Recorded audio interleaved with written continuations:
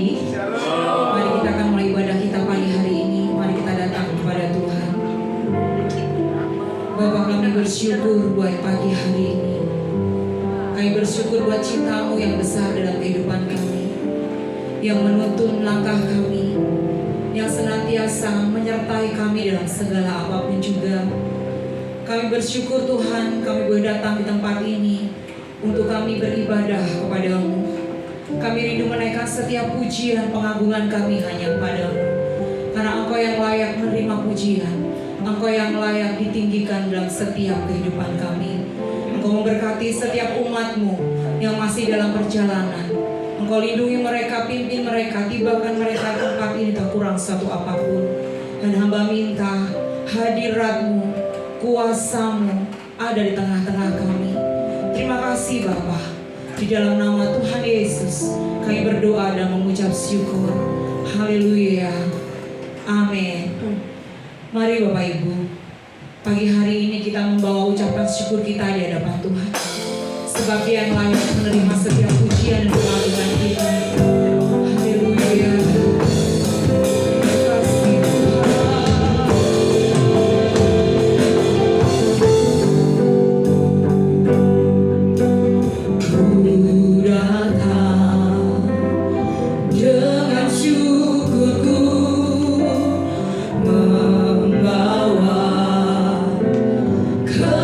Kerinduanku Yesus.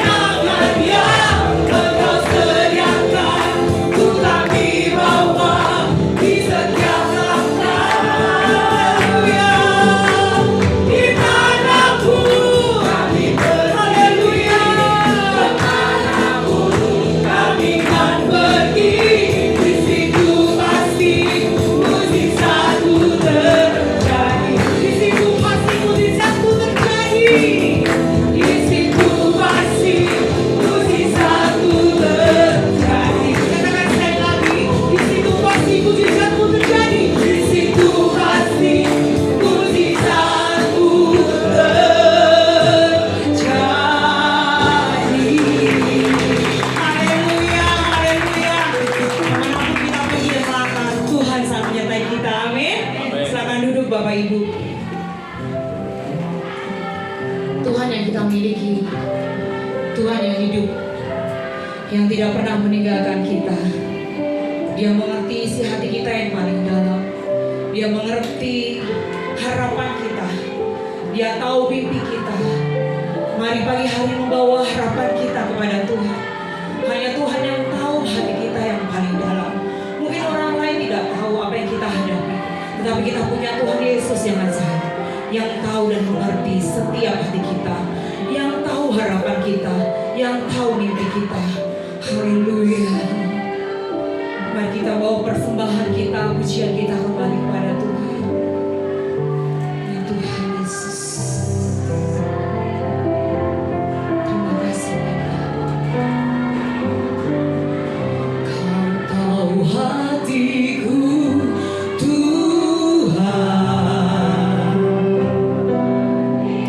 Kau tahu hidupku Tuhan,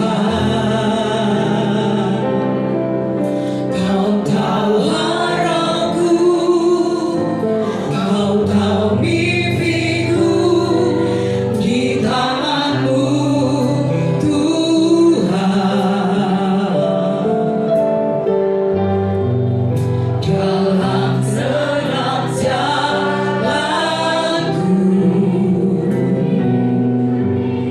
dalam setiap langkahku, Jesus, hanya Kau Tuhan yang ku andalkan, mengatasi semua. Yesus, Kau anugerah bagi kami. Yesus, Kau anugerah terindah dalam hidupku. Kau sungguh berarti di setiap jalanku, dan anugerah-Mu selalu mempesonaku. Yesus, Kau terbaik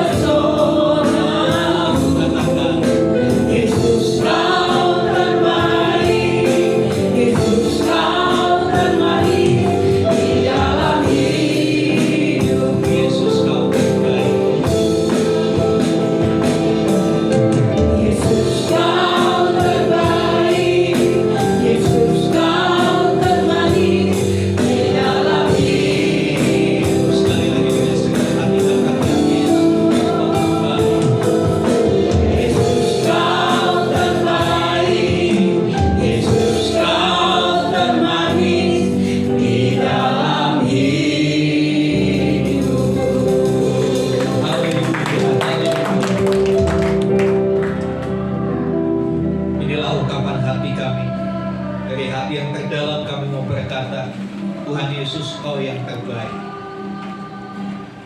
Kasih-Mu sungguh luar biasa. Anugerah-Mu mempesona. Kau yang termanis dalam hidup kami. Di tengah dunia yang penuh dengan kepahitan, kami boleh menerima sesuatu yang manis daripada-Mu.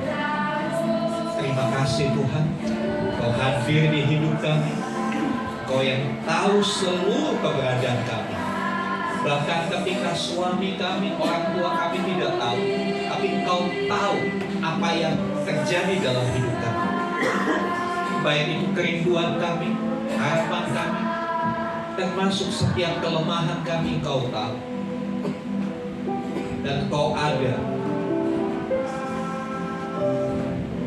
untuk memulihkan kami.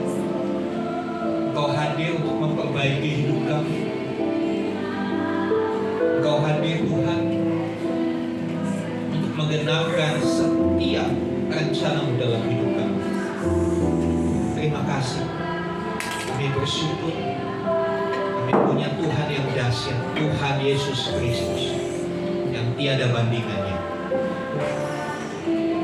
Dibuka hati kami untuk setiap perintah-perintah, setiap kebenaran firman yang sebentar kami dengar. Memberkati teman-teman kami yang sudah melayani dalam ujian penyembahan. Berikanlah mereka di dalam Tuhan tidak sia-sia. Terima kasih Bapa. Di dalam nama Tuhan Yesus kami berdoa. Amin. Amin. Silakan duduk Bapak Ibu. Shalom. Apa kabar? Saya diberkati, kamu diberkati, kita semua diberkati. Ya, terima kasih untuk teman-teman Demokrasi Persib. Saudara yang dikasih Tuhan, setiap kita punya kelemahan, betul? Ada di sini yang nggak punya kelemahan. Cuma kadang-kala ini kita pengen tampil hebat, betul? Kita pengen kelihatan hebat, pengen kelihatan kuat. Terus lebih itu kita seringkali menyembunyikan kelemahan kita. Kita menyembunyikan, kadang-kala tidak sedikit juga kita akhirnya berpura-pura, bersandiwara, bahasa politiknya pencitraan, supaya kelihatan bagus, supaya kelihatan sempurna, supaya kelihatan tidak bercacat. Ya, kita mencoba mengubah itu, baik dengan penampilan, ya, baik dengan sikap. Tapi sebetulnya kelemahannya kemana? Hilang nggak? Enggak. Ada tersembunyi di dalam diri kita. Hari ini kita mau belajar satu kebenaran dari 2 Korintus 12 ayat 9. 2 Korintus 12 ayat yang ke-9. Kita buka dulu.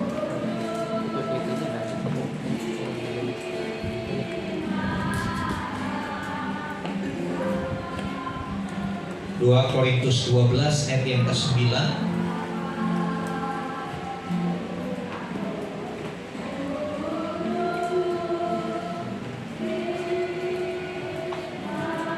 Demikian firman Tuhan. Tetapi jawab Tuhan kepadaku, cukuplah kasih karuniaku bagimu, sebab justru dalam kelemahanlah kuasaku menjadi sempurna. Sebab itu terlebih suka aku bermegah atas kelemahan, supaya kuasa Kristus turun menaungi aku. Saudara yang dikasih Tuhan, luar biasa ya. Tuhan katakan justru dalam kelemahanlah kuasaku menjadi sempurna. Seperti saya katakan tadi, next, ya, setiap kita punya kelemahan. Ya. Nobody perfect. Tidak ada orang yang sempurna. Semua kita punya kelemahan. Saya punya sederet kelemahan saya. Ya, kelemahan itu bukan hanya berbicara soal dosa. Kelemahan itu adalah kondisi di mana kita nggak bisa berbuat apa-apa. Ya, kondisi di mana saya udah nggak bisa berbuat apa-apa lagi. Contoh yang sederhana, saya punya kelemahan. Saudara pikir setelah lewat tahun 2023-2024 yang kita sama-sama lalui, ya, setelah 8 kali operasi mata yang saya alami, proses penundukan yang tidak enak itu, saudara pikir mata saya ini udah normal semua? Ya. Sudah vonis dokter, mata kiri saya sudah tidak bisa diperbaiki. Penglihatannya tinggal 20%. Saya bisa lihat saudara, tapi hanya bayangan. Saya nggak bisa melihat detail sama Valen duduk di mana, Ibu Geni duduk di mana, nggak bisa lihat. Hanya warna putihnya, hanya warna birunya itu pun sama. Itu kelemahan. Itu kelemahan dan saya udah nggak bisa berbuat apa-apa. 2 dokter yang nangani saya tanya, ini harus diapain lagi dok? Gak ada yang bisa dibuat. Kalau mau dioperasi lagi boleh Pak, kita siap layani. Tapi paling naiknya 5-10%. Tidak terlalu signifikan. Itu pun maybe yes, maybe no. Bisa iya, bisa tidak. Saya membaca berbagai jurnal ilmiah tentang ablasi retina. Kalau sudah berulang kali dioperasi, itu justru keadaannya akan semakin memburuk. Kecil sekali kemungkinan untuk membaik. Ya sudah, saya harus terima kelemahan itu. Itu contoh kelemahan. Beda dengan dosa. Kalau dosa misalnya, ya ada satu kebiasaan, misalnya saudara kebiasaan marah-marah. Itu sebetulnya kita bisa kuasai. Kita bisa berusaha, kita bisa upayakan supaya kadar marah-marahnya itu turun. Gak marah-marah, jadi marah doang gitu kan. Ya. Kalau kelemahan ini itu lebih ke arah sesuatu yang kita sudah gak bisa berbuat apa-apa. Seperti yang saya contohkan mata saya. Satu perawat yang biasa lain saya disarankan untuk Pak coba ke rumah sakit mata Cicendo Bandung. Saya berdoa, saya bilang Tuhan cukuplah kasih karunia. Ayat ini yang saya dapat, ya saya sudah. Saya bersyukur saja dengan apa yang terjadi dalam hidup saya. Mungkin setiap kita punya kelemahan-kelemahan yang berbeda. Ya. Punya kelemahan-kelemahan yang berbeda. Saya tidak mau sebutkan kelemahan saudara. Saudara tahu sendiri, karena itu ada di dalam hidupmu. Itu ada di dalam hidup. Ada orang yang kelemahannya pelupa, tapi sebetulnya pelupa ini bisa ditreatment, bisa diterapi untuk tidak lupa lagi. Karena dulu saya punya kelemahan ini pelupa. Saking pelupanya, saya bawa istri saya ke Indomaret. Saya bilang, "Ma, tunggu sebentar, saya isi bensin dulu." Saya nggak jemput dia, saudara. Saya tinggal dia. Ya. Tapi lewat proses itu bisa membaik. Ya. Tapi ada kelemahan-kelemahan tertentu yang kita tidak mampu. Dan satu kenyataan di dalam hidup kita, seiring bertambahnya usia, semakin banyak muncul kelemahan-kelemahan kita, terutama yang berkaitan dengan fisik, betul? Ya. Seiring bertambahnya usia, ya, kelemahan-kelemahan kita itu bermunculan tanpa diundang, dia menampakkan diri. Ya mulai pelupa, ya kan? Ya. Mulai mata kurang jelas penglihatan, ada begitu banyak. Ya. Dimana juga ada kala tubuh ini nggak bisa diajak ngomong nih, masih ingin kerja tapi udah capek di mana-mana, betul nggak sebenarnya? Ya kan seiring bertambahnya usia itu hal yang lumrah. Nah masalahnya manusia itu saya bersikap malu. Kita malu mengakui kelemahan kita, malu, ya, nggak mau ketahuan. Makanya sekarang banyak klinik-klinik kecantikan dia berusaha memakeover wajah seseorang supaya keriputnya nggak kelihatan. Makanya ada yang disetrika lah, alis yang disulam lah, segala macam, ya kan? Ya. Di bidang medis banyak sekali saudara. Ini kenapa ini perut nggak bisa kempes-kempes gitu ya? Padahal ya makan udah dikurangi, tapi jajannya ditambah, ngemilnya ditambah gitu. Lalu ada lagi teknologi kedokteran, sedot lemak, lemaknya disedot. Bahkan saya beberapa tahun lalu ketemu dokter bilang gini, ada sekarang teknologi yang porsi makannya banyak, nggak bisa makan sedikit, harus 3 piring porsi tumpeng semua. Saudara paham maksud saya, 3 piring porsi tumpeng. Ya lama-lama ini kan bikin susah juga, betul nggak? Bikin susah juga kalau pas kondisi ekonomi nggak bisa memenuhi itu, kita susah. Ya kan? Ada sekarang teknologinya apa? Lambungnya dipotong, dikecilkan. Dioperasi, lambungnya dipotong supaya yang mungkin kapasitas lambungnya memang 3.000 liter mungkin gitu ya, kayak mobil tangki gitu ya, 3.000 liter. Jadi nggak cukup 1 piring, harus 3 piring. Ya, tapi kadang-kala itu menjadi satu kelemahan, jadi satu kendala dalam kehidupan sehari-hari. Di tengah ekonomi yang tidak baik-baik saja itu jadi masalah. Ada teknologi kedokteran yang lambungnya dipotong, yang 3.000 liter dikecilkan jadi 2.000. Jadi yang tadinya 3 piring baru full, ini 1 piring udah merasa kenyang. Saudara yang dikasih Tuhan, banyak orang tidak mau mengakui, tidak mau menerima, menutupi kelemahannya. Ya. Barangkali mungkin kita dilahirkan dari keluarga yang ekonominya pas-pasan, sehingga kita agak minder ketika kenalan sama orang bilang S1, S2, S3, saya cuma STMR.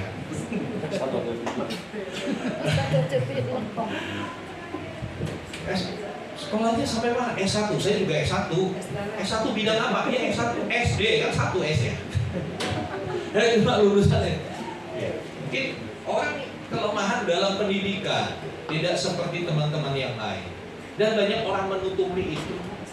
Dengan berbagai cara, orang tidak mau kelihatan lemah, tidak mau kelihatan jelek, tidak mau kelihatan tidak berdaya. Manusia itu pada umumnya ingin kelihatan hebat, ingin kelihatan keren, ingin kelihatan wah. Ada orang yang minder dengan kelemahannya, tidak berani tampil, minder. Beberapa contoh Alkitab, salah satu contoh orang yang punya kelemahan itu Musa. Musa kita lihat dia pemimpin yang luar biasa. Tapi kalau lihat latar belakangnya, Musa ini kasihan. Lahir, dibuang demi menyelamatkan dia. Dan dia ngaku sendiri, aku ini tidak pandai bicara. Dia punya kelemahan dalam berkomunikasi, dalam menyampaikan pesan. Dia dalam lisannya dia kelemahan. Aku tak pandai bicara. Waktu Tuhan memilih Musa untuk menghadap Firaun, Musa nolak. Musa nolak seperti kebanyakan bapak ibu kalau disuruh mimpin pujian, kalau disuruh berdoa, jangan saya itu kayak Musa itu. Nggak pandai bicara aku. Nanti salah ngomong bagaimana gitu kan. Sebenarnya dikasih Tuhan. Tapi kita lihat ketika Musa berani mengakui di hadapan Tuhan, dia tidak sembunyikan kelemahannya. Yang terjadi sesuatu yang luar biasa. Kuasa Tuhan bekerja dalam hidup Musa. Ya. Banyak orang yang mengalihkan perhatian supaya gak kelihatan kelemahannya.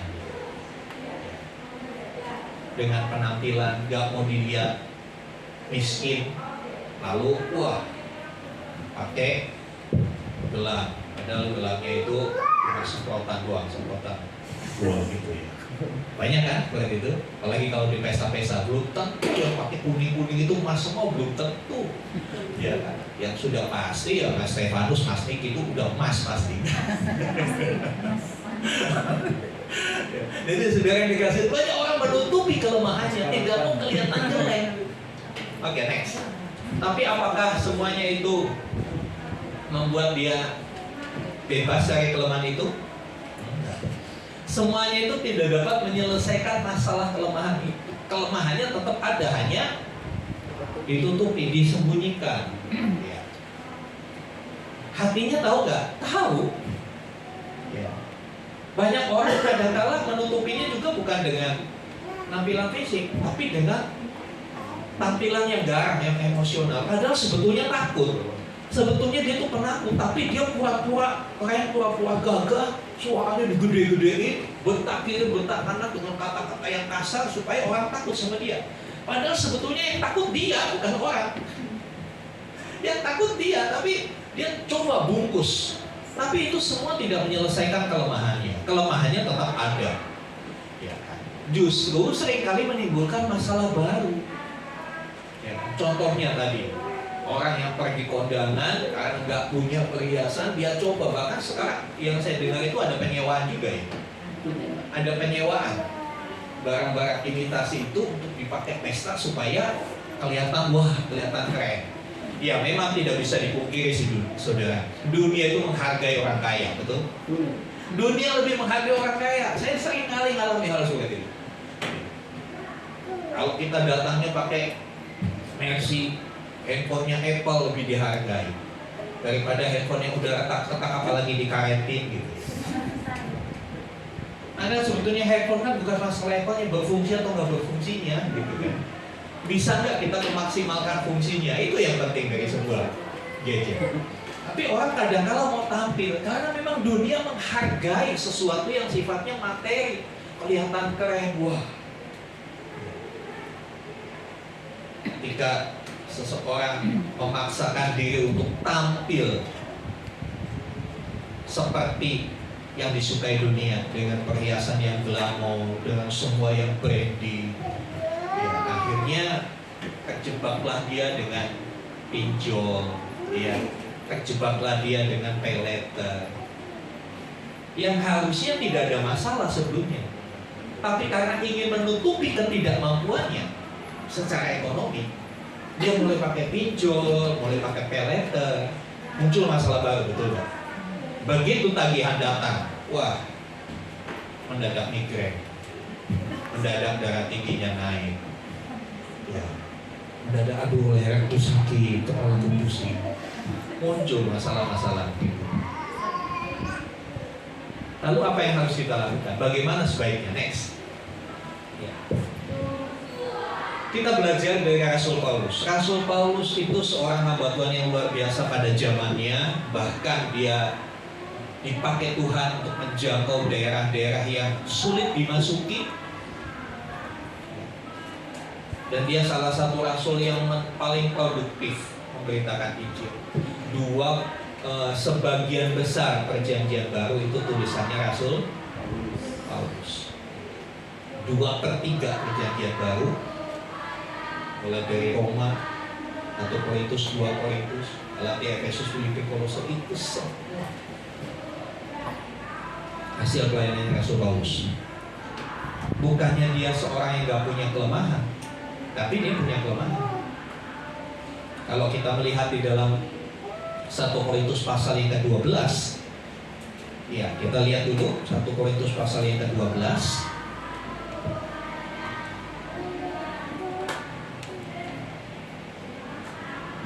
ayat 7. Perhatikan ayat 7.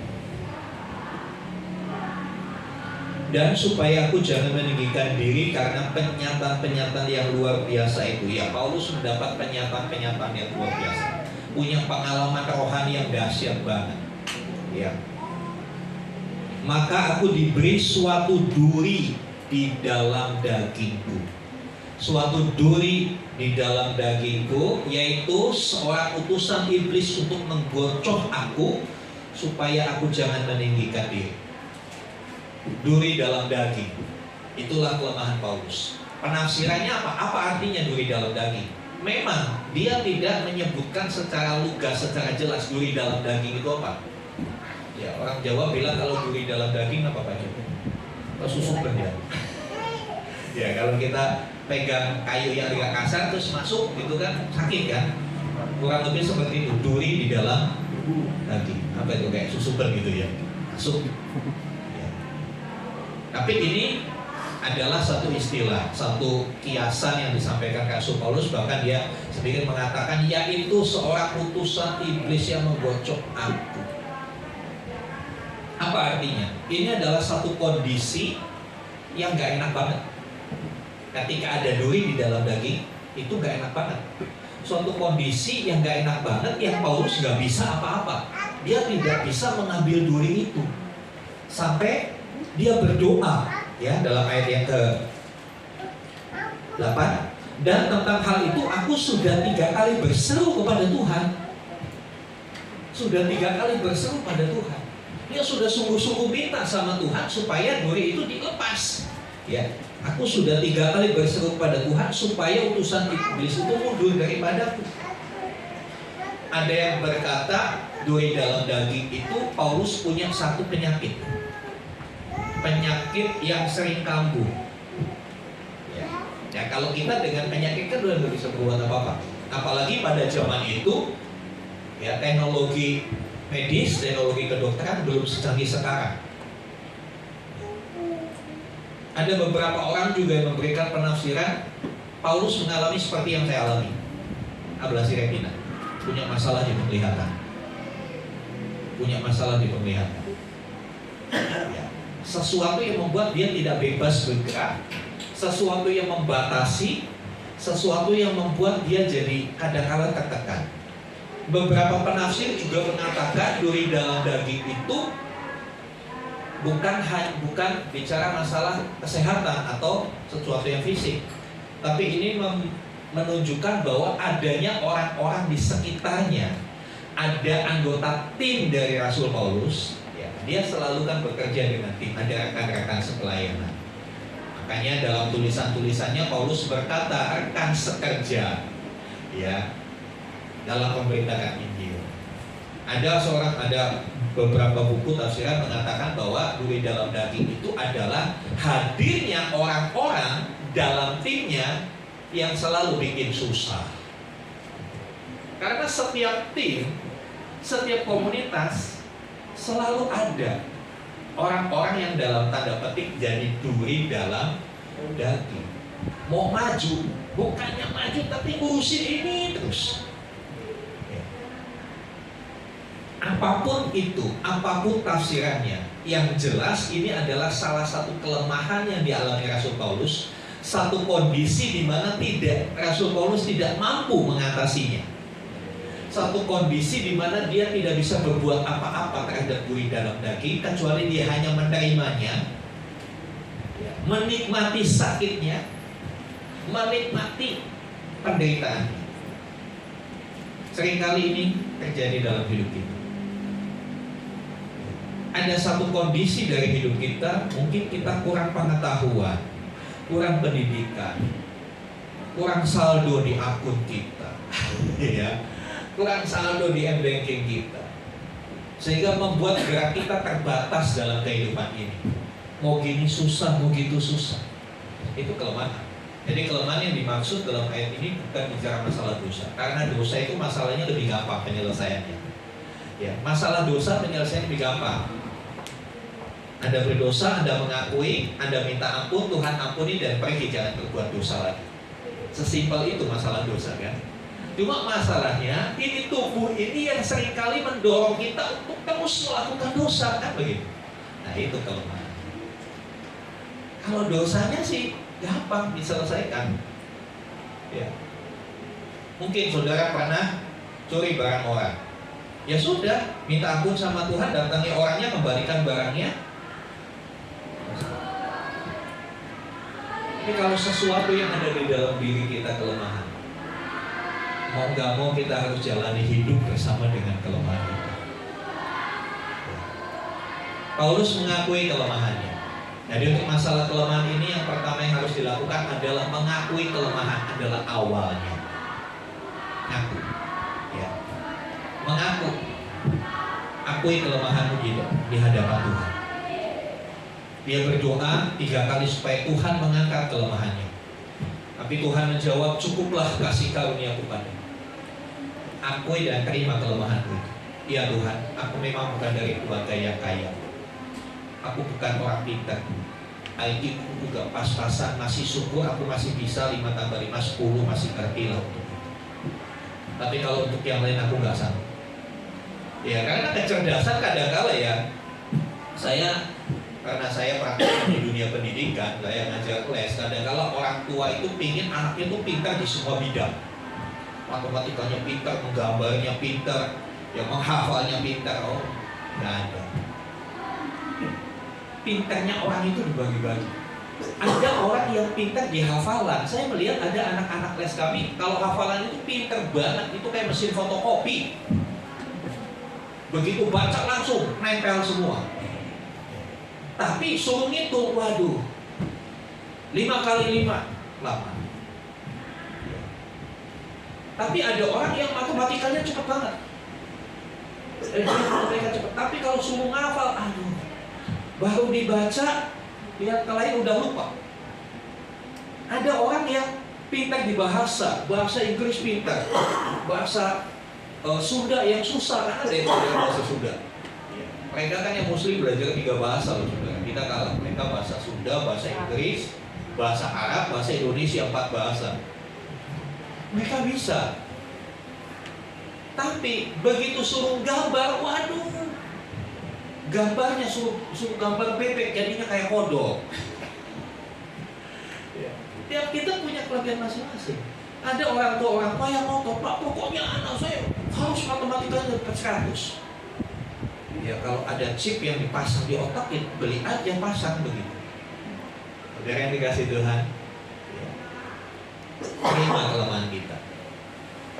Ya, apapun itu, terima aku, iya Tuhan, saya memang lemah. Saya memang lemah. Ada beberapa pria lemah, lihat wanita pakai baju seksi. Ada beberapa pria lemah, lihat wanita pakai baju seksi. Tapi lihat sapi telanjang nggak apa-apa. Iya. Kalau saudara tahu para pria yang lemah dalam sisi situ, ngaku di hadapan Tuhan, ngaku di depan istrimu juga. Saya nggak bisa loh ya. Makanya jangan bawa saya jalan-jalan ke kolam renang ya, saya berdosa terus nanti. Akui, terima kelemahan itu, datang kepada Tuhan, karena seperti pujian tadi, Kau tahu hatiku Tuhan, Kau tahu rinduku Tuhan, Kau tahu lemahku Tuhan. Tuhan tahu kelemahan kita. Datang. Iya, memang Tuhan tahu, tapi kita perlu mengaku di hadapan Tuhan sebagai bentuk kerendahan hati kita. Orang yang nggak mau ngaku tuh nggak rendah hati, saudara. Iya kan? Paulus mengaku itu. Dia nggak malu, ada rugi dalam daging. Ada sesuatu yang membuat saya tidak bisa maksimal. Ada sesuatu yang membuat saya tertahan. Next. Kejujuran membuka jalan bagi kasih karunia Allah untuk bekerja dalam hidup kita. Karena Tuhan tidak mencari orang yang sempurna. Kenapa Tuhan tidak cari orang yang sempurna? Tahu nggak saudara? Kenapa Tuhan tidak cari orang yang sempurna? Ya karena nggak ketemu orang yang sempurna, nggak bakal ketemu, nggak ada yang sempurna, nobody perfect. Tapi Tuhan cari orang yang mau bergantung kepadanya. Adakah kita tergolong orang-orang yang mau bergantung kepada Tuhan? Pengakuan bukan menurunkan harga diri. Banyak orang yang nggak mau ngaku, kalau udah salah nggak mau ngaku. Kenapa? Takut ketahuan. Ya, dia merasa kalau ketahuan harga dirinya turun. Saya merenungkan, justru orang yang berani mengakui itu akan menimbulkan respek. Orang akan salut sama dia. Orang akan hormat sama dia. Orang tidak akan merendahkan dia karena dia mengaku.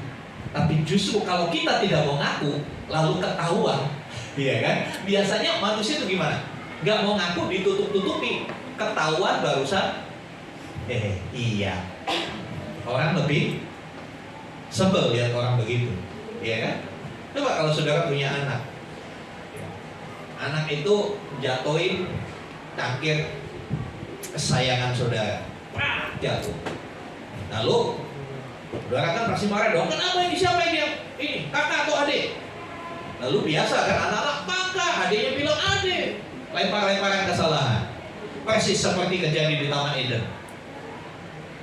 Persis tuh kejadian di Taman Eden. Tuhan bilang, siapa yang makan? Bukan aku, perempuan yang Tuhan tahu di sisiku, dia yang kasih aku makan. Lalu perempuannya kenapa kamu kasih? Ular. Ya, saya suka bilang, kadang-kala iblis itu lebih gentle dari kita. di Taman Eden, ular itu begitu dibilang ular, dia bilang iya buat. Dia nggak lempar lagi. Tapi manusia kan kalau udah dia lempar lagi, nggak mau ngaku iya saya. Kakaknya bilang adanya bilang kakaknya. Sampai orang tua yang pukul aja, ayo siapa? Aku. Nah, tanpa kedua anak itu tahu, papanya pasang CCTV, dicek ketahuan ternyata kakaknya. Hukumannya lebih berat kan? Saudara lebih senang ketika anak itu berani mengaku, betul ya? Tuhan juga begitu. Justru pengakuan yang jujur dan tulus itu akan meningkatkan respek. Akan meningkatkan respek. Tapi kalau kita nutup-nutupi lalu ketahuan, lebih buruk kita di mata orang. Ya. Bukan hanya meningkatkan respek, tapi pengakuan itu justru akan mengaktifkan kuasa Tuhan bekerja. Mengaktifkan kuasa Tuhan. Ketika kita sadar, Tuhan saya lemah di bidang ini, tolong saya Tuhan. Di situ kuasanya bekerja. Next. Iya. Ketika Rasul Paulus berdoa 3 kali,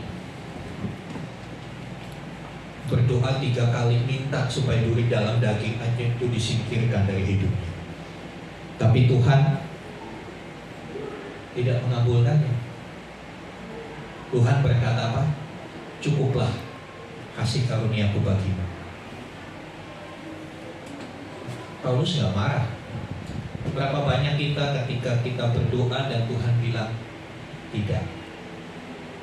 Ketika Tuhan tidak menyetujui, ya. Ketika Tuhan tidak menyetujui doa kita marah. Kadang-kala konsep kita berdoa, ketika kita berdoa Tuhan itu harus selalu bilang iya sama kita. Ketika Tuhan bilang tidak sama permohonan kita, lalu kita bilang Tuhan tidak menjawab doa kita. Padahal jawaban doa kan gak selalu iya, ya kan? Jawaban doa bisa juga tidak, bisa juga tunggu dulu. Tapi kita maunya kita dijawab iya. Kalau kita masih punya konsep seperti itu, sama kita seperti anak-anak. Anak-anak kan kalau minta pinginnya iya, ya kan? Ma permen, iya. Ma es krim, iya. Ketika mamanya bilang enggak, merajuk dia. Berapa banyak anak Tuhan yang masih merajuk ketika doanya tidak dijawab Tuhan. Udah gak ke gereja lagi. Tuhan gak jawab doa saya. Saudara yang dikasih Tuhan, Paulus tidak merajuk. Tapi ketika Tuhan berkata cukuplah kasih karunia kepada, dia justru bersandar pada kasih karunia-Nya. Dia menyadari. Kemudian dia bilang apa? Tuhan akhirnya dengan tulisan ini Paulus berkata begini, Tuhan taruh duri dalam daging supaya aku gak sombong. Supaya aku gak sombong. Mari sadari saudara, kelemahan yang ada dalam hidup kita itu sebetulnya khair, supaya kita tidak. Bayangkan apa jadinya kita kalau semua kita bisa, semua kita sanggup, kita gak punya kelemahan. Apa jadinya kita? Kita akan menjadi seorang yang sangat sombong. Bahkan kita akan berkata, gua gak perlu Tuhan. Apa yang Tuhan kerjakan, gua bisa kerjain sendiri. Tapi justru karena kelemahan itu ditaruh Tuhan dalam hidup kita. Karena duri dalam daging itu ditaruh dalam hidup Paulus. Paulus menyadari supaya aku gak sombong, supaya aku tidak meninggikan diri. Kita tidak akan mampu jika kita bersandar. Kita tidak akan mampu kalau kita tidak bersandar sama Tuhan.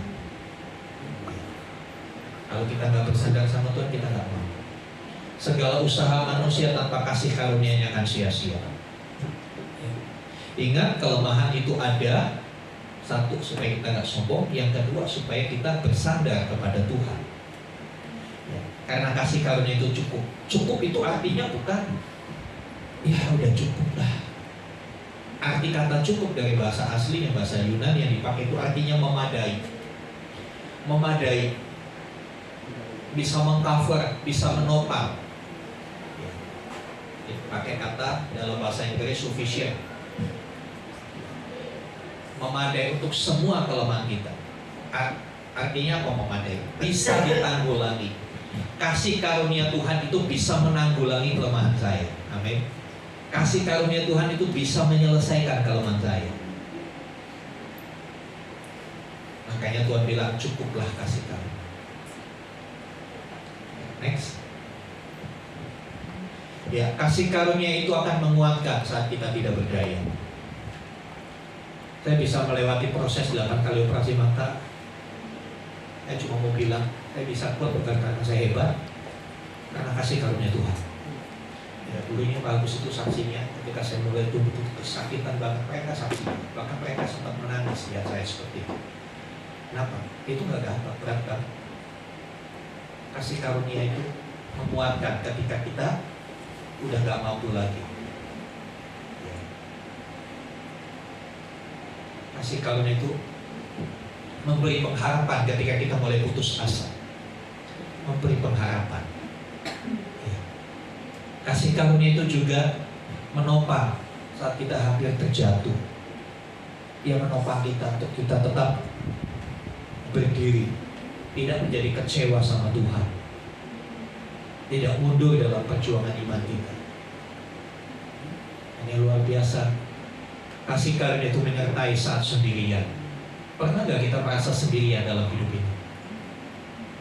Ya, keluarga besar sih banyak, tapi dalam kondisi-kondisi tertentu seperti kita sendirian. Ya. Bukan cuma alone, tapi lonely. Perasaan sendirian, perasaan ditinggalkan itu gak enak banget.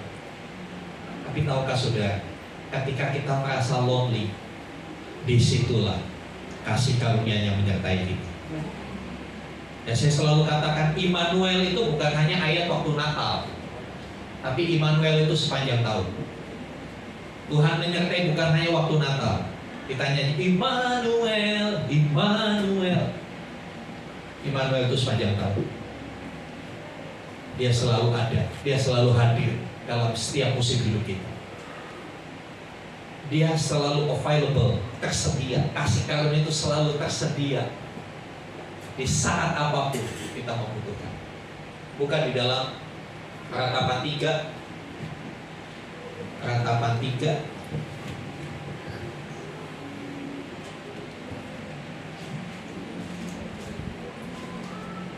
Ratapan ini ditulis oleh Nabi Yeremia. Ya, Yeremia adalah seorang nabi yang menurut hitungan dunia pelayanannya gagal. Kenapa? 40 tahun dia melayani di Israel, gak ada seorang pun yang bertobat. Saya masih bersyukur saudara masih mau bertobat dalam pelayanan saya. Tapi Nabi Yeremia 40 tahun memberitakan firman, dia ditolak terus. Tidak ada seorang pun yang menerima firman Tuhan yang disampaikannya yang bertobat. Tapi dia berkata di dalam Yeremia 3 ayat 22 dan 23, ya, tak berkesudahan kasih setia Tuhan, tak habis-habisnya rahmat-Nya, selalu baru tiap pagi, besar kesetiaan. Kalau saudara membaca ayat-ayat ini, ayat-ayat sebelumnya itu keren banget. Saya bacakan supaya kita punya gambaran apa yang dialami Yeremia. Mulai 14. Aku menjadi tertawaan bagi segenap bangsaku. Ditertawain seluruh bangsa. Gimana rasanya saudara? Ya terhina. Ya. Menjadi lagu ejekan mereka sepanjang hari. Loh, diejek sepanjang hari oleh seluruh bangsa. Kalau cuma 1-2 orang yang ngejek saudara, itu mah kecil. Ya. Kadang-kadang kita baru ada satu kata-kata teman kita yang nyinggung aja, kita udah marahnya seperti gunung meletus. Tapi Yeremia dikatakan, ya aku menjadi lagu ejekan sepanjang hari. Ia mengenyangkan aku dengan kepahitan, memberi aku minum tipuh. Tipuh itu satu akar yang pahit. Ya. Ia menemukan gigi-gigiku dengan memberi aku makan kerikil. Ia menekan aku ke dalam debu. Engkau menceraikan nyawaku dari kesejahteraan. Wah, ini ekonomi juga dihantam di Yeremia, ya kan? Aku lupa akan kebahagiaan. Banyak kali di postingan Facebook, jangan lupa bahagia. Iya kan? Siapa tuh yang pernah bikin postingan gitu? Jangan lupa bahagia. Iya, Yeremia berkata, aku lupa bahagia. Ya. Sangkaku, hilang lenyaplah kemasyuranku dan harapanku kepada Tuhan. Ingatlah akan sengsaraku dan pengembaraanku, akan ipuh dan racun itu. Jiwaku selalu teringat akan hal itu dan tertekan dalam diriku. Perhatikan ayat 21. Tetapi hal-hal inilah yang kuperhatikan. Oleh sebab itu aku akan berharap. Jadi dia tidak memperhatikan penderitaannya, tidak memperhatikan ejekan orang, tidak memperhatikan kondisinya, tidak bahagia, tidak sejahtera, tapi dia memperhatikan hal-hal berikut. Tidak berkesudahan kasih setia Tuhan yang diperhatikan Yeremia, sehingga Yeremia bisa tuntas dalam tugasnya. Dia melihat kasih karunia Tuhan. Kasih karunia Tuhan selalu available, selalu tersedia, tidak berkesudahan, ya. Selalu baru setiap pagi, besar setiap. Biarlah ketika kita merasa lonely, merasa sendiri, merasa ditinggalkan, sudah lupa bagaimana bahagia itu. Saya kira saudara belum lupa ya bahagia, karena sering bahagia kan. Ingatlah kasih karunia Tuhan. Apapun kelemahan, apapun kondisimu sekarang, kondisi keluargamu, kondisi ekonomi, perhatikan kasih karunia Tuhan tersedia, tidak berkesudahan bagi kita. Next. Ya, maksud Tuhan di dalam kelemahan kita. Tadi sudah saya singgung ayat yang ke-7, dan supaya aku jangan meninggikan diri karena penyataan-penyataan yang luar biasa itu. Ya, Paulus mengalami penyataan-penyataan yang luar biasa, mengalami hal-hal yang supranatural yang tidak dialami oleh rasul-rasul yang lain. Ya. Dan hal-hal itu berpotensi membuatnya menjadi sombong. Karena itu dia sadar Tuhan kasih kelemahan, Tuhan izinkan kelemahan terjadi dalam hidupnya supaya dia nggak sombong. Ya. Kelemahan membuat kita sadar bahwa kita itu nggak ada apa-apanya. Ya. Kita tuh nggak ada apa-apanya. Apa yang mau dibanggakan dari hidup ini? Apa yang mau dibanggakan? Apa yang mau disombongkan? Oh, semuanya juga dari Tuhan. Ya. Karena itu jangan musuhi kelemahan. Berdamailah dengan kondisi hidupmu. Tetap bersandar pada kasih karunia-Nya. Selain sombong, supaya tidak sombong, selanjutnya maksud Tuhan untuk kelemahan itu, next. Ya, ayat yang ke-9 dikatakan, sebab justru dalam kelemahanlah kuasaku menjadi sempurna. Yang ngomong ini Tuhan, bukan Paulus. Ya, itu kutipan langsung. Tuhan berkata, cukuplah kasih karuniaku bagimu. Justru dalam kelemahanlah kuasaku menjadi sempurna. Ya, melalui kelemahan kita dunia bisa melihat kuasa Tuhan bekerja. Orang yang tidak berpendidikan tapi kok bisa melakukan hal-hal yang besar.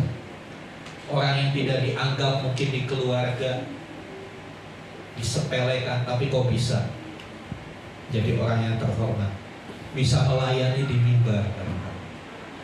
Orang yang dianggap remeh di komunitas tapi Tuhan angkat. Dunia akan melihat kuasa Tuhan bekerja dan nama Tuhan dipermuliakan. Itu tujuan Tuhan. Tuhan pakai orang bodoh untuk mempermalukan orang-orang yang pintar. Semua itu karena Tuhan pakai kelemahan kita. Kelemahan itu jadi panggung demonstrasi kuasa Tuhan dalam hidup kita. Kembali ke Musa. Musa yang gak bisa ngomong tapi begitu dahsyat disertai Tuhan. Dia berhadapan dengan Firaun. Firaun itu siapa? Pemimpin tertinggi Mesir. Dan pada masa itu Mesir itu kerajaan dunia, super power, mungkin setara dengan Amerika Serikat. Seorang Musa yang pekerjaannya menggembalakan kambing domba mertuanya, sekarang dia berdiri dengan penuh keyakinan berhadapan face to face dengan Firaun. Dia mengajukan permintaan yang tidak bisa ditolak oleh Firaun. Kelemahannya Musa gak bisa ngomong, tapi yang gak bisa ngomong dipakai untuk bernegosiasi dengan pemimpin dunia. Saudara perhatikan, contohnya nyata. Kalau saudara ingin hidupmu dipakai untuk jadi panggung demonstrasi kuasa Allah, akui kelemahanmu, hidup bersandar pada kasih karunia Tuhan. Jangan menggantungkan kepada hikmat dunia. Jangan berusaha menyelesaikan kelemahanmu dengan cara-cara dunia. Ya, banyak orang berusaha menyelesaikan kelemahannya dengan ikut seminar motivasi. 5 kunci untuk menyelesaikan kelemahan. Begitu kuncinya dipakai gak bisa. Hanya datang kepada Tuhan. Kenapa? Bukankah Tuhan yang menciptakan kita? Bukankah Tuhan yang membentuk kita? Bahkan ketika kita masih ada di rahim ibu kita, Tuhan tahu gimana ngatasi kita, Tuhan tahu gimana beresin kita, gimana memperbaiki kita, itu Tuhan tahu. Ya. Kalau mobil Honda, jangan bawa masuk ke bengkel Suzuki, nggak cocok spare partnya di sana. Mungkin lebih murah, tapi dibawa ke sana nggak cocok. Kalau saudara tahu saudara adalah ciptaan Tuhan, ya, jangan minta diperbaiki oleh dunia. Dunia nggak bisa memperbaiki kamu. Datang sama yang menciptakan kita, dia sanggup memperbaiki kita. Ya, bahkan kelemahan kita, melalui kelemahan kita, dia akan nyatakan hal yang dahsyat, hal yang luar biasa, yang kecil bagi dunia bisa dipakai Tuhan untuk mempermalukan orang dunia. Ya, dunia akan berkata, kok bisa ya? Dia kan cuma begitu, kok bisa sih dia begitu? Gimana kalau saudara ada orang bilang begitu? Bisa ya? Dia kan cuma aduh, itu waktu kecil itu aduh, bodohnya setengah mati, sekolah jelek, orang tuanya dipanggil terus, nilainya jelek, tapi kok sekarang bisa jadi pemimpin? Jemaat Tuhan, saya sih rindu, paling tidak 2 atau 3 di antara saudara jadi gembala sidang. Itu doa saya, kerinduan saya. Biar yang dikasih Tuhan. Coba lihat Markus 2 ayat 12. Ini yang akan terjadi kalau kita benar-benar mau bersandar kepada kasih karunia Tuhan. Markus 2 ayat yang ke-12.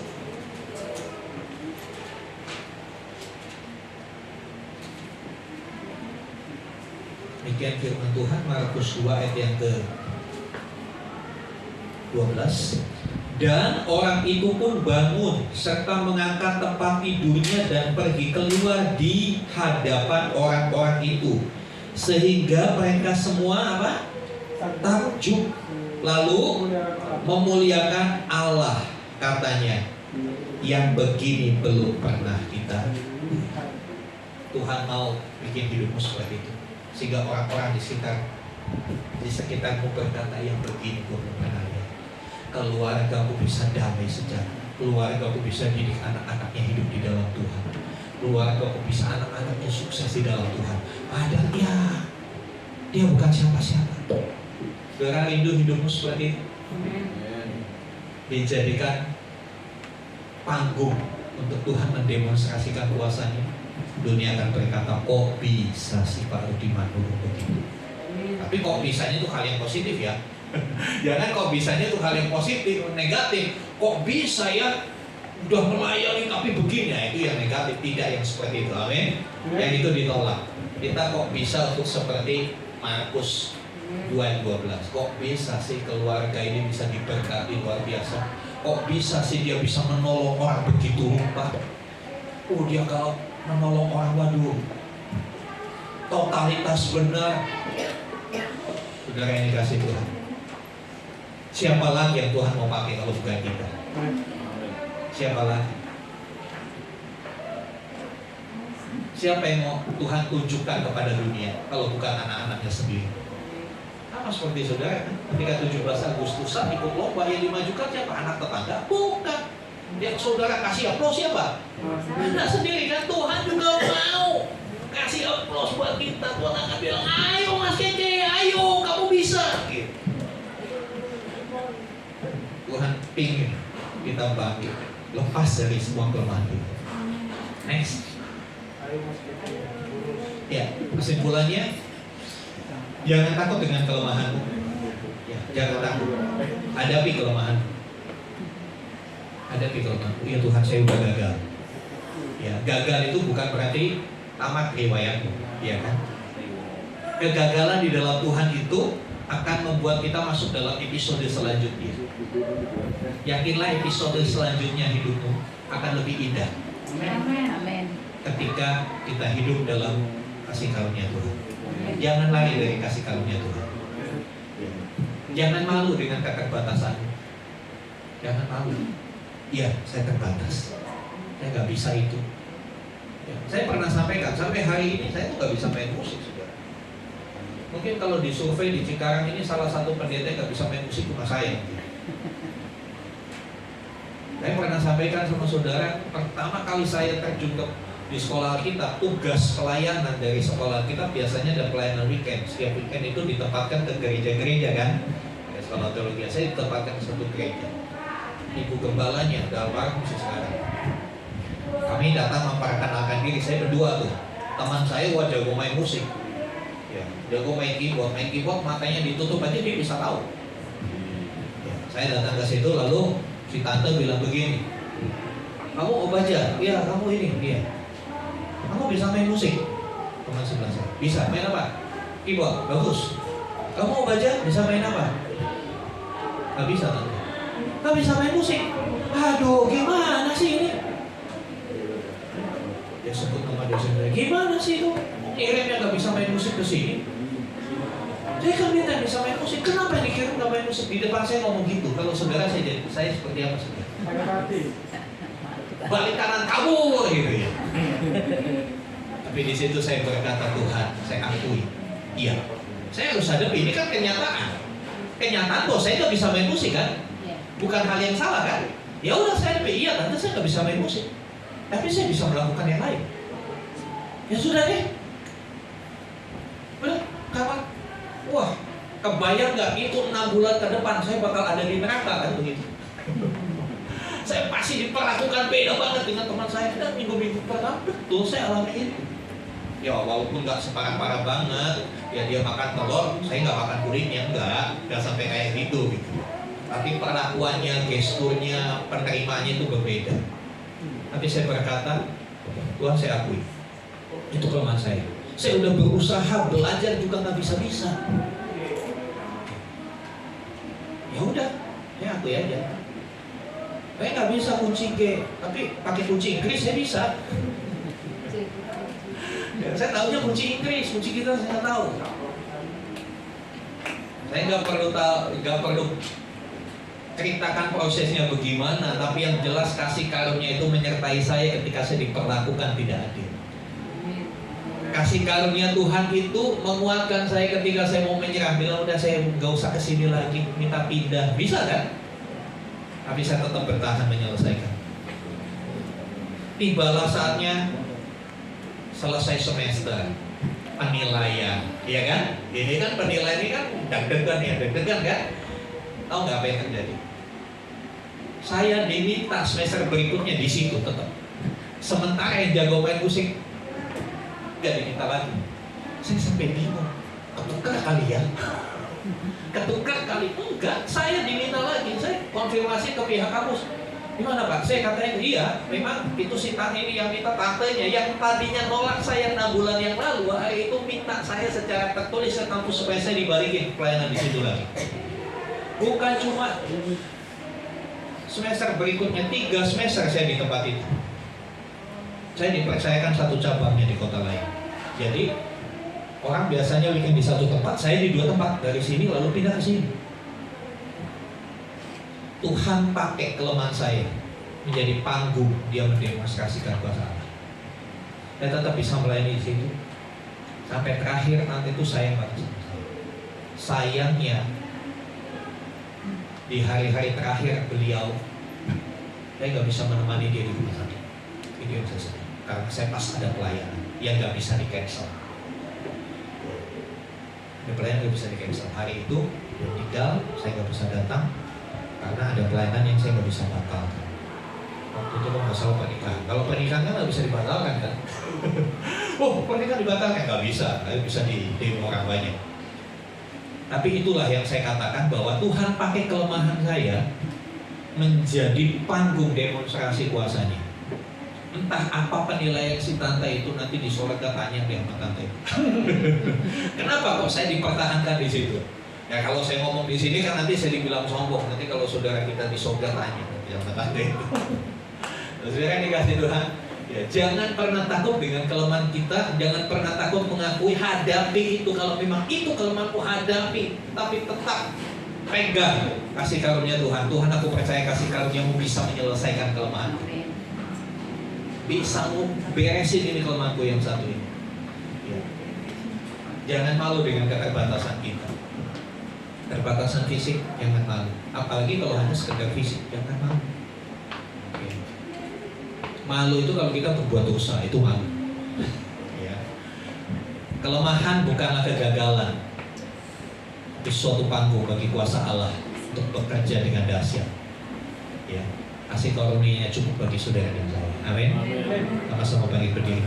Saya undang demokrasi worship kembali ke posisinya. Kita bukan orang yang sempurna. Kita bukan orang yang serba bisa. Dalam hidup kita pasti tersisip kelemahan. Saudara menemukan satu kelemahan dalam hidup, akui itu. Berkatanya Tuhan, itu saya begitu. Tolong saya, mampukan saya untuk menyelesaikan kelemahan. Ya. Banyak di antara kita takut dengan kelemahan. Seperti Musa, Tuhan, aku gak pandai bicara. Aku gak pandai bicara. Nanti kasih sambutan lagi bagaimana. Jangan takut saudara. Justru kelemahanmu itu akan dipakai Tuhan dahsyat. Karena faktanya di balik kelemahan pasti ada kelebihan kan? Ya, di balik kekurangan saudara ada kelebihan. Tadi saya katakan enggak semua orang pintar matematika, tapi ada yang pintar musik, pintar bahasa, pintar hafalan, pintar matematika. Semuanya ada itu untuk memperlengkapi. Karena tubuh Kristus itu bukan cuma tangan. Tubuh Kristus itu banyak anggota. Jadi kalau saudara nggak bisa main musik, bukan berarti saudara tidak bisa melayani di gereja ini. Amin.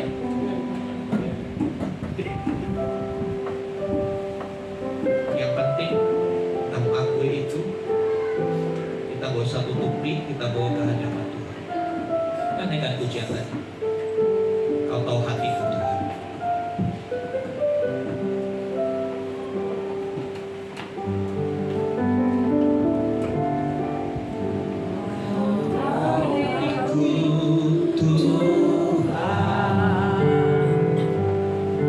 Kau tahu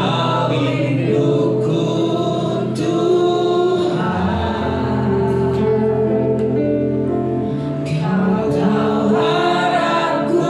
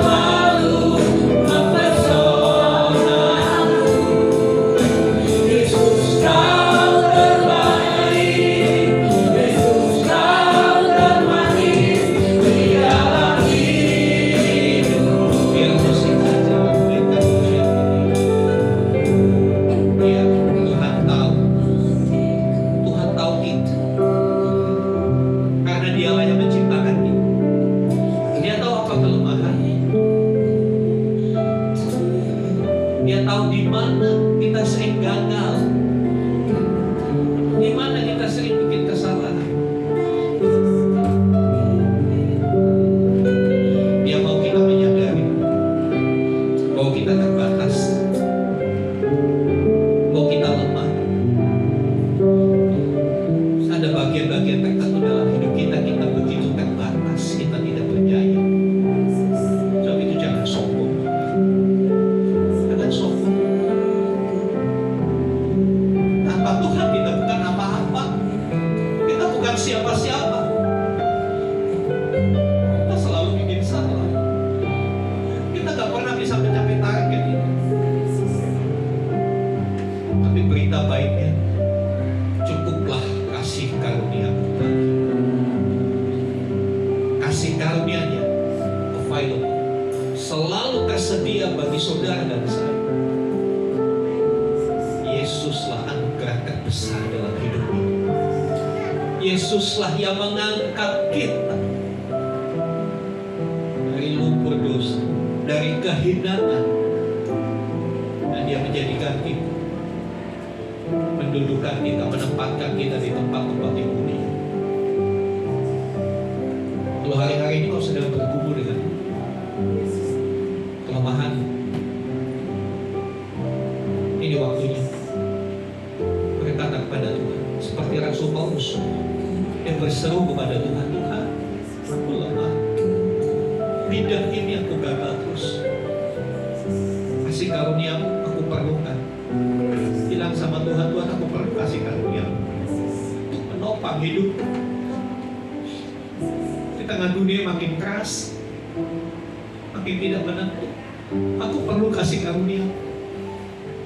Mungkin saudara orang yang selalu dihina, selalu diejek, tidak dianggap, gak masuk hitungan, bahkan di tengah keluarga saudara gak masuk hitungan. Jangan perhatikan hal yang demikian. Ya, seperti Nabi Yeremia berkata, tapi ini aku perhatikan, tidak berkesudahan kasih setia Tuhan, tak habis-habisnya rahmat, selalu baru setiap pagi. Iya, kasih karunia-Nya itu menguatkan kita, menopang ketika kita sudah mulai gontai, menyertai ketika kita merasa sendiri, memberi pengharapan. Masa depan sungguh ada, harapan tidak akan hilang. Mari kita kembali naikkan pujian, katakan, Tuhan, Kau tahu hati. Kita gak perlu tutup itu di hadapan Tuhan.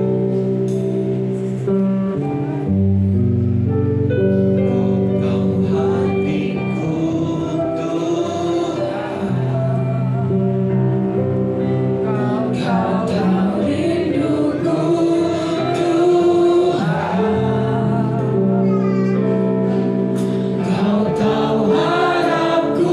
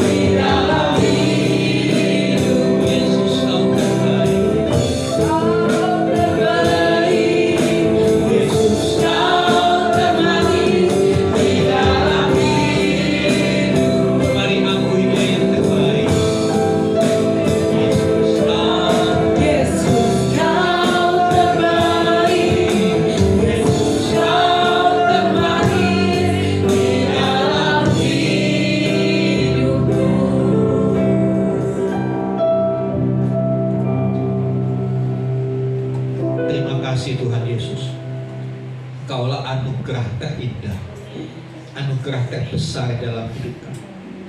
Kami gak tahu apa jadinya. Oh, kami tidak punya Tuhan. Kami tidak bisa apa-apa Tuhan. Kami akan terus jatuh bangun.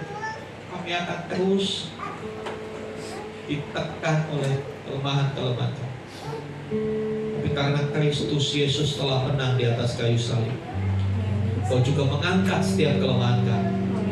Kau yang menopang kami, sehingga kelemahan-kelemahan itu tidak menghalangi kami untuk kami berjalan bersama dengan Tuhan.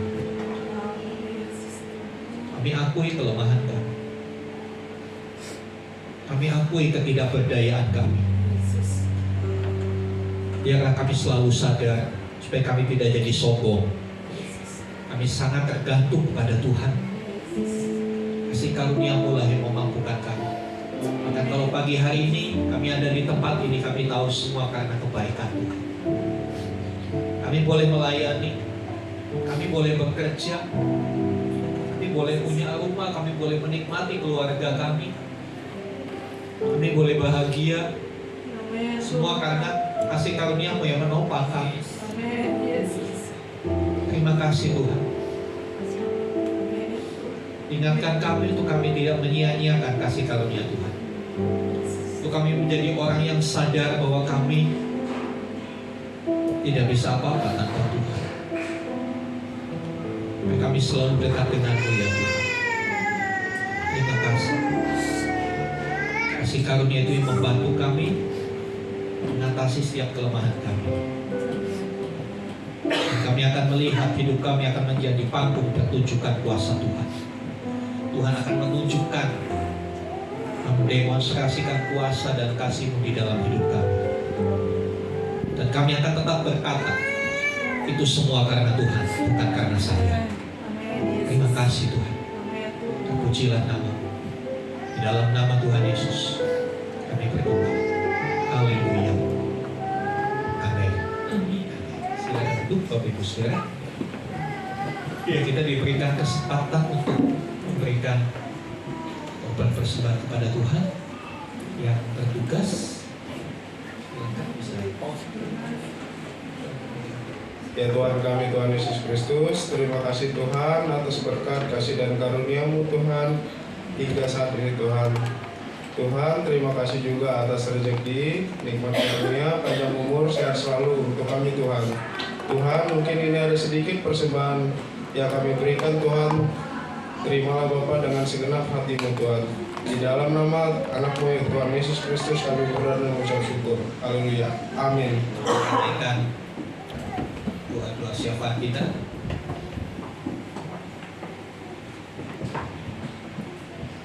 Kita naikkan doa-doa syafaat kita. Mari kita bersatu dalam doa. Haleluya. Terima kasih Bapa yang baik. Terima kasih Tuhan Yesus. Terima kasih Roh Kudus. Hari ini kami sangat bersyukur Tuhan. Kami masih bisa memuji memuliakan Tuhan di tempat ini. Terima kasih buat firman-Mu Tuhan. Engkau mengajak kami hari ini.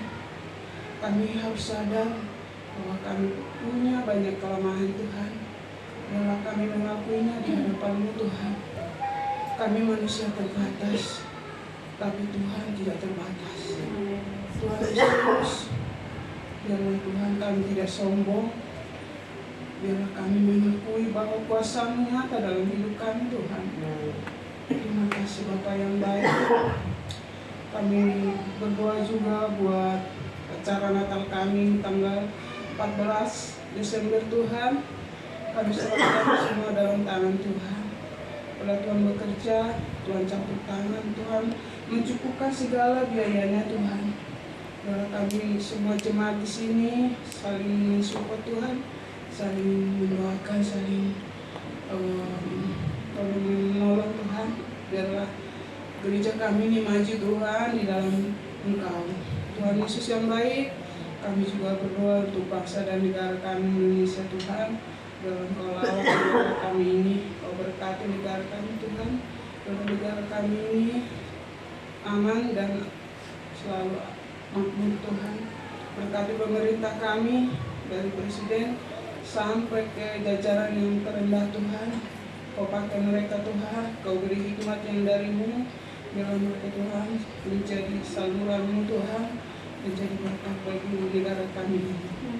Tuhan Yesus yang baik, buat jemaat-Mu yang tidak hadir hari ini Tuhan, kami tidak tahu apa yang pergumulan mereka, apa ada yang sakit Tuhan, kami bawa di dalam nama-Mu Tuhan, mengisilah Tuhan, biar Tuhan ulurkan tangan-Mu yang Maha Kuasa, jamai mengisilah Tuhan, biar dia sempurna Bapa, biarlah di hari berikutnya kami bersatu di bait-Mu ini untuk memuji memuliakan nama Tuhan. Apapun Tuhan pergumulan jemaat-Mu di tempat ini, kami serahkan dalam tangan-Mu. Kami percaya Tuhan beri yang terbaik.